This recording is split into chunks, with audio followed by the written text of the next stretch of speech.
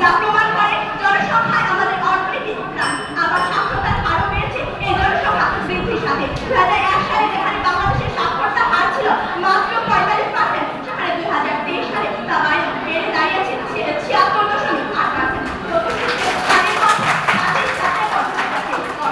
জনসংখ্যা বাড়ার সাথে সাথে শিক্ষিত মানুষের সংখ্যা বেড়েছে। তাহলে আমার প্রতিপক্ষ কিভাবে বলেন যে অধিক জনসংখ্যা বোঝা প্রশ্নের প্রতিপক্ষের কাছে? মাননীয় মডারেটর, প্রবাসী জনশক্তি বাংলাদেশের আরেকটি বড় শক্তি। বাংলাদেশের ব্যাংক BMETA তথ্য মতে 2023 সালে বাংলাদেশ প্রায় 2 কোটি প্রবাসী থেকে রেমিটেন্স পেয়েছে, 22 বিলিয়ন মার্কিন ডলার, যা সরাসরি অর্থনীতিতে প্রবাহিত হচ্ছে। দেশের অবকাঠামো ও পরিবার ব্যবস্থাপনার ইতিবাচক প্রভাব রাখছে। 2024 সালে যখন বাংলাদেশ রাজনৈতিক অনিয়মের কারণে প্রবাসীরা রেমিটেন্স পাঠানো বন্ধ করে দিয়েছিল, তখন দেশে দেখা দিয়েছিল নানা অর্থনৈতিক সংকট। মাননীয় মডারেটর, জনসংখ্যা একমাত্র সম্পদ চিন্তা করে উত্থাপন করে নানা সংকটকে নিজে কাজে রাখা। আর সেই মাননীয় মডারেটর, আমরা একটি দেশের জনসংখ্যাকে তখনই বোঝাতে পারি যখন আমরা তাদেরকে শিক্ষা দিই না, চাকরি দিতে পারি না। এটা আমাদের পরিকল্পনার অভাব। এখানে অধিক জনসংখ্যার কোনো দেশ নেই। মাননীয় মডারেটর, পরিকল্পনা থাকে এই জনসংখ্যা হবে দেশের সবচেয়ে বড় সম্পদ। তাই আমি জোর করে বলছি, অধিক জনসংখ্যা বোঝা নয়, বরং সম্ভাবনার বিষয় ছিল। মাননীয় মডারেটর, এবার বিপক্ষ দলের জননেতা আমাতুল্লাহ খায়রুল তার বক্তব্য করছেন। যুদ্ধ লাগে, বেকার জবাব হায়রে কাঁদে, খোদার জ্বালা আশার ভয়, অধিক জনসংখ্যা সম্পদ নয়, খাদ্য বস্ত্র বাসস্থান শিক্ষা চিকিৎসা নিরাপত্তা মানুষের এই ছয়টি মৌলিক অধিকারে যখন পরিপূর্ণভাবে অধিক জনসংখ্যার কারণে পূরণ হচ্ছে না, সেই প্রেক্ষাপটে দাঁড়িয়ে আজকের বিতর্ক, আজকের পরিষদ, আজকের বিতর্কের বিষয় অধিক জনসংখ্যা বোঝা নয়, সম্পদ। বাস্তবতার মঞ্চে দাঁড়িয়ে এর বিপক্ষে আমারও আমার দলের অবস্থা। ধন্যবাদ মাননীয় মডারেটর আমাকে বিতর্কের এই মহামঞ্চে বক্তৃতা প্রদানের সুযোগ করে দেওয়ার জন্য। মাননীয় মডারেটর, আমরা যদি আদমশুমারি ও BPS এর প্রতিবেদনের দিকে তাকাই, তাহলে আমরা দেখতে পাই 1974 সালে বাংলাদেশের মোট জনসংখ্যা ছিল 7,64,00,000, 81 সালে 8,99,00,000, 91 সালে 11,14,00,000, 1 সালে 12,93,00,000, 11 সালে 14,40,00,000 এবং 22 সালে 16,51,00,000 এবং 2025 সালে বর্তমান সময়ে বাংলাদেশের জনসংখ্যা 17.5 বিলিয়ন বা প্রায় 18 কোটির কাছাকাছি। বাংলাদেশের জনসংখ্যা 46 বছরের দ্বিগুণেরও বেশি হয়ে গেছে। এই বিপুল জনসংখ্যার কারণে আমাদের পরিবেশ দূষণ হচ্ছে, অধিক জনসংখ্যার কারণে অপরিকল্পিত কারখানা নির্মাণ করা হচ্ছে, ফলে শিল্প কারখানা থেকে ধোঁয়া নির্গত হচ্ছে, যানবাহন থেকে নিঃসৃত হচ্ছে গ্যাস, রাসায়নিক পদার্থ বায়ুর মধ্যে মিশে দূষিত করছে বায়ু, যেমন কয়লার তেল গ্যাস, এবং বায়োমাস পোড়ানোর কারণে বায়ুতে কার্বন ডাইঅক্সাইড, সালফার ডাইঅক্সাইড এবং নাইট্রোজেন ডাইঅক্সাইড সহ বিভিন্ন ক্ষতিকারক গ্যাস নির্গত হচ্ছে, যা আমাদের বায়ুমণ্ডলের ওজোন স্তর ক্ষতিগ্রস্ত হচ্ছে এবং যার ফলে ফুসফুসের নানা জটিলতা যেমন ব্রঙ্কাইটিস বা নিউমোনিয়া, মাথা ব্যথা, এজমা এবং মরণব্যাধি ক্যান্সার রোগ সৃষ্টি। জনসংখ্যা তখনই জনসম্পদে পরিণত হবে যখন জনশক্তি কার্যকর রূপে অবতীর্ণ হবে। 26শে জুন প্রথম আলোর শিরোনাম ছিল মাদকাসক্ত দেশে প্রায় 83 লাখ। মনোরোগ বিশেষজ্ঞ অধ্যাপক হেলেনা আহমেদ বলেন, মাদকাসক্ত তারাই জড়িয়েছে যাদের আজকে যুব সমাজ বড় অংশের তরুণ। তাদের মধ্যে মাদক হাতে নেওয়ার কারণ হচ্ছে বেকারত্ব। আপনারা বলছেন শিক্ষিত করবেন, তাহলে বেকার জনগোষ্ঠীকে ছাড়া কি আপনারা শিক্ষিতের দিকে এগিয়ে যাবেন? প্রশ্ন আপনাদের কাছে, প্রতিপক্ষ দলের বন্ধুরা, একজন মাস্টার্স পাশ করে শিক্ষিত মানুষ যখন তার কর্মসংস্থান ঠিক মতো খুঁজে পায় না, যখন তাকে বেকারত্ব করে খায়, তখন এই হয়ে ওঠে তরুণ সমাজের বোঝা।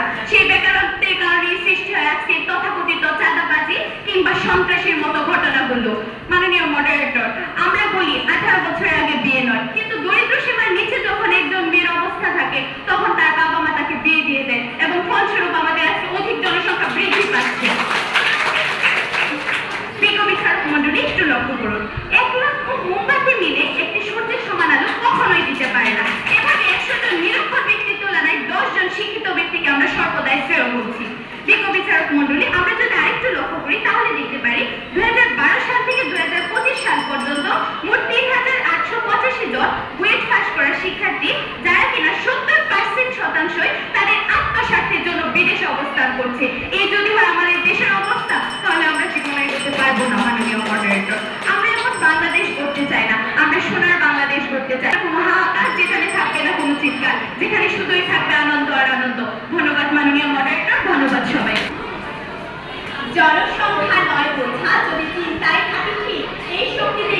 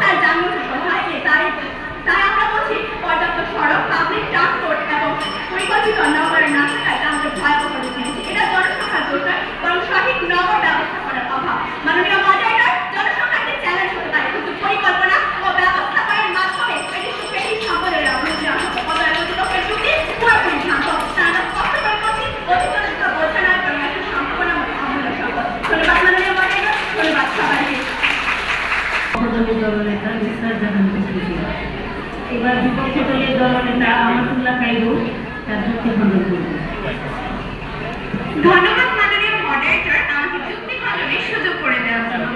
আজকের এই প্রজন্ম এই সময় এসে যখন চারিদিকে দুর্নীতির বীজ বপন করতে ব্যস্ত, যখন আয় বৈষম্য চরণে, যখন অতি ধনী সৃষ্টিতে আমরা দুর্নীতি প্রতিরোধ করতে ব্যর্থ হচ্ছি, সিন্ডিকেট সমস্যা আমাদেরকে গ্রাস করছে, উন্নয়নের মহাপথে যখন প্রতিষ্ঠিত হচ্ছে দুর্নীতি, তখন আমরা এসে বলছি অধিক জনসংখ্যা আমাদের জন্য সম্পদ নয়, বরং তা বোঝা হয়ে দাঁড়িয়েছে।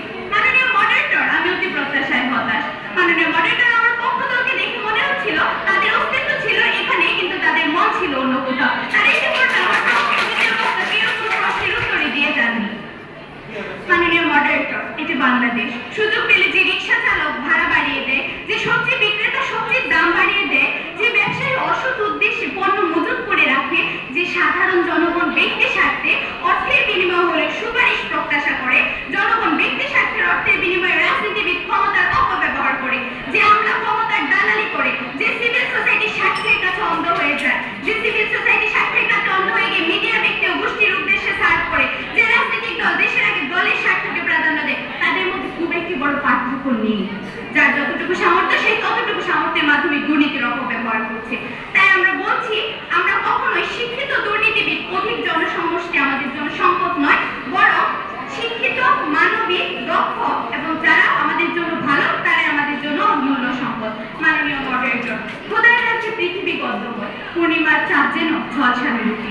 জাতিসংঘের তথ্য মতে বাংলাদেশে প্রায় 10 লক্ষ মানুষ গৃহহীন। প্রতি বছর প্রায় 30 লক্ষ মানুষ জনসংখ্যার সাথে যুক্ত হচ্ছে। ফলে এই জনসংখ্যা